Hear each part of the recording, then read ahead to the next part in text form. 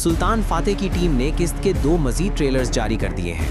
Video शुरू करने से पहले अकाउंट को फॉलो करो। तो चलो बताता हूँ, आने वाली किस्त में सुल्तान फातेह ऐलान करते हैं कि इस मुहिम का मकसद बोस्निया की फतह है और महमूद पाशा भी अपने मिशन में कामयाब होकर गद्दारों के सर सुल्तान की खिदमत में पेश करते हैं। व्लाद ड्रैकुला सुल्तान फातेह को ख़त्म करने के जुनून में मुब्तला नजर आता है, तो दूसरी जानिब शहजादा बायजीद हंगरी के बादशाह से मुलाकात करता है और बातचीत के जरिए मसला हल करने की कोशिश करता है, जबकि हंगरी का बादशाह फातेह सुल्तान मोहम्मद खान का खत फाड़कर फेंक देता है और शहजादे बायजीद से जान छुड़ाने की कोशिश करता है।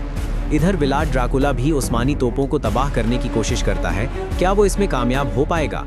दीवान में सुल्तान फातेह सदर आज़म इसहाक पाशा का एहतसाब करते हुए दिखाई देते हैं और महमूद पाशा और इसहाक पाशा की दुश्मनी भी बढ़ती जा रही है।